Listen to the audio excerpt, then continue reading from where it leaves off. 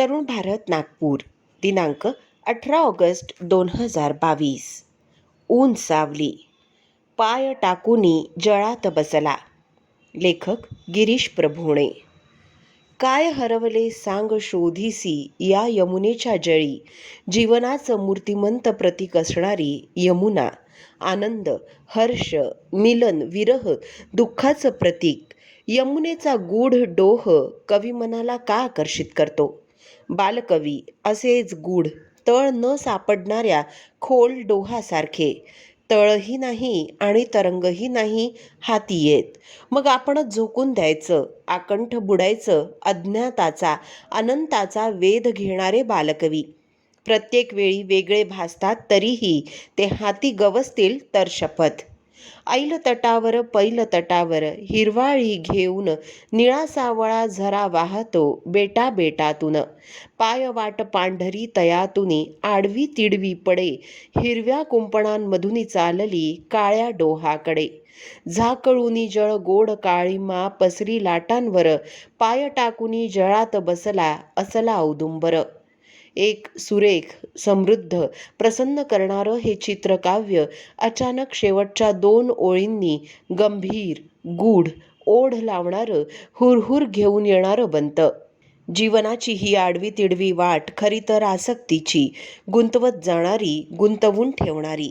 4 घरांच्या गावाकडे जाता जाता जळ गोड काळीमेकडे कशी अचानक खेचून नेते. ऐल तट आणि पैल तट. पैल थडीकडे जाणारी वाट ही विरक्तीची, पण इथेही ती ओढाळ, आसक्ती, सारं जीवन लपेटून टाकणारी. औदुंबर, दत्तात्रेयांचा वास असणारं झाड. परीक्षा सत्व तपासायला आलेल्या 3 यतींना बालक बनवून पान्हा देणारी माता आसक्तीतून विरक्तीकडे न जाता निरागसतेकडे नेते. पैल तटावरही हा असा औदुंबर, हिरवागार, त्यावर लगडलेली भगवी उंबरं. पैल तटावर खरं तर हा विरक्त हवा पण सळसळ गूढ, खोल असणाऱ्या डोहात पाय टाकून जीवनाचा आनंद घेणारा औदुंबर. जळ गोड काळीमात लपेटून गेलेला संन्यस्त औदुंबर. आशालता वाबगावकर यांनी गायलेली किंचित वरच्या पट्टीतली ही कविता.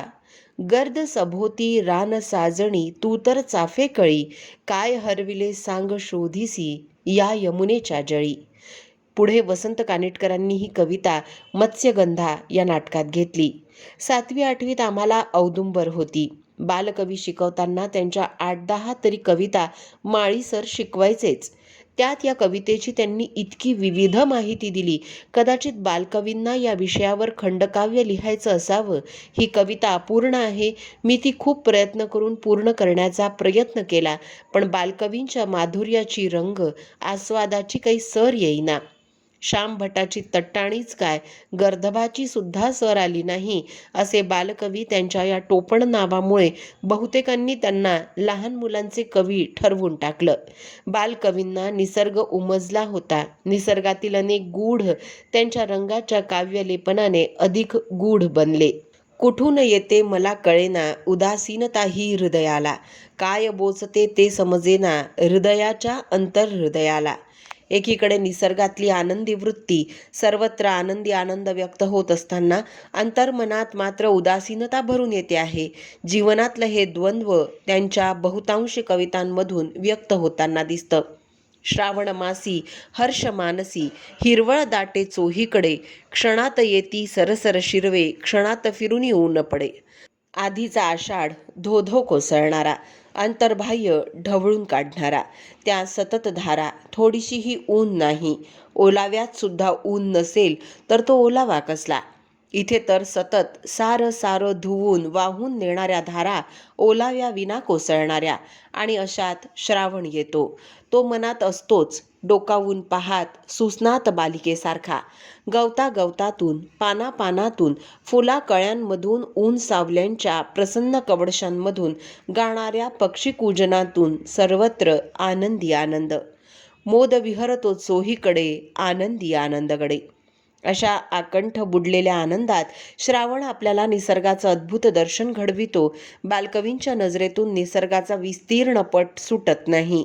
तपशिलामागची प्रसन्न दैवी रंगांची उधळण, काल नकोशी झालेली ती पावसाची झड, रिपरिप संततधार अविरत कोसळणारी, उदासीनता हृदयाला ग्रासणारी, आता क्षणात येणाऱ्या सरसर शिरव्यातून अंगभर शहारून मनाला उभारी देते. हा ऊन पावसाचा खेळ जीवनाला, मनाला एक नवं हर्ष, आनंदाचं, उल्हासाचं क्षितिज बहाल करतो. बिंदूतून विस्तारणारं, अनंत आशा प्रफुल्लित करणारं. बलाकमाला उडता भासे कल्पसुमांची माळ चिती, उतरून येती अवनीवरती ग्रहगोलाची की एकमती. आणि मग आठवते, उदास उदास वाटू लागतं. हे बगळे पांढरे शुभ्र स्वच्छ कुठे अज्ञाताकडे जातात. क्षणात येते सरसर शिरवे. बालकवी आपल्याला कुठे घेऊन जातात? अज्ञात विश्वात गूढ एकांती असणारी ग्रहगोलच बगळ्यांच्या रूपाने पृथ्वीवर मनाच्या अंगणात अवतरतात. अशा प्रसन्न वातावरणातून परत त्या जळगोड काळीमा असलेल्या काळ्या निळ्या डोहाकडे जाता जाता या साऱ्या आनंदी श्रावणमासी वातावरणातूनही मोहात न गुंतता तो एकांती नीरस गीत गातो. पडक्या उद्ध्वस्त धर्मशाळेच्या वाळलेल्या शेवाळी कौलारांवर पारवा गीत गातो. भिंत खचली कलथून खांब गेला, जुनी पडकी उद्ध्वस्त धर्मशाळा. तिच्या कौलारी बसूनी पारवा तो खिन्न निरस एकांत गीत गातो. तुला नाही परी हौस उडायाची, गोड हिरव्या झुपक्यात दडायाची. उष्ण झळ्या बाहेर तापतात, गीत निद्रात वात अखंडित. दुःख निद्रा आज तुला लागे, तुझे जगही निद्रिस्त तुझ्या संगे. फिरे माझ्या जगतात उष्ण वारे, तुला त्याचे भानही नसे बारे. सारा निसर्ग आनंदाने डोलताना, हर्षोल्हासाचा वर्षाव होत असताना ही पडकी उद्ध्वस्त धर्मशाळा त्या टेकडी पलीकडच्या टुमदार 4 घरांच्या गावाकडे जाता जाता खरं तर हिरव्यागार कुरणांच्या मधून लाल मातीच्या वाटेची आठवण येते. पण इथे ही पांढरी वाट अवतरते आणि या मोदविहरतो चोहीकडे वातावरणात पडकी खचलेली धर्मशाळा अवतरते. प्रवासात साथ संगत करणारी अल्पसा एखादी रात्र विसावा देणारी धर्मशाळा ही उद्ध्वस्त झालीये. भिंत खचून खांब कलथून गेलाय. रंग उडून गेलेल्या भिंती आणि ती फुलराणी कुठे गेली? ती वनमाला म्हणेन रूपाला, हे तर माझे घर. कुठे गेले ते घर? कुठे गेली ती वनमाला? गर्द सभोवतीचं हिरवगार रान सगळं हरवलंय. तुला नाही परी हौस उडायाची, गोड हिरव्या झुपक्यात दडायाची. कुंतीने का बरं त्रिवार दुःख मागितलं? तेच तर तिचं पूर्वसंचित भाग्योदय होतं. बालकवींचं दुःख हे हिरव्यागार हिरवळीखाली लपलेल्या अणुकुचीदार काट्यासारखं, राखेच्या आवरणात लपलेल्या सुप्त तप्त निखाऱ्यांसारखं, चिरदाही सतत सळणारं, ऐनभरात तारुण्यात संध्या गीत गाणारं. फिरे माझ्या जगतात उष्ण वारे, तुला त्याचे भानही नसे बारे. जगाला विसरून खिन्न गीत गाणारा पारवा उडत उडत आला तर खचलेली भिंत, वाळलेलं गवत, निर्मनुष्य वळचणीचा चिवचिवाट हा निशब्द झालेला. या वाटेने कितीदा गेलो, विसाव्याला थांबलो. हे असं कसं हे विश्व? क्षणात येती सरसर शिरवे, क्षणात फिरून ऊन पडे. धगींचा निखारा आग, अरे तू गीत गातोयस खिन्न. तुला माझ्या विश्वातल्या उष्ण वाऱ्यांची झळ नाही जाणवली? मीही तुझ्यासारखाच बारे, खिन्न, उदास, एकाकी. शांती दाटली चोहीकडे, कुणी नाही ग कुणी नाही आम्हाला पाहात बाई. शांत अंधार, आता पाहणारही कुणी नाही. तो पारवा तोही आता खिन्नपणे गीत गातोय. आणि तो पाय टाकून जळात बसलेला असला औदुंबर, आनंदाच्या वर्षावात झरझर झरणाऱ्या हृदय वेदनेच्या धारा, कोसळणारं जीवन बालकवी हेलावून सोडतात. काव्याच्या नभांगणात उंच एकाकी विहरणाऱ्या या विहंगाच्या शोधात खूप हिंडलो. धरणगावला गेलो, कवींचं गाव, बालकवींचं गाव, दुर्गादास आत्माराम तिवारींचं गाव.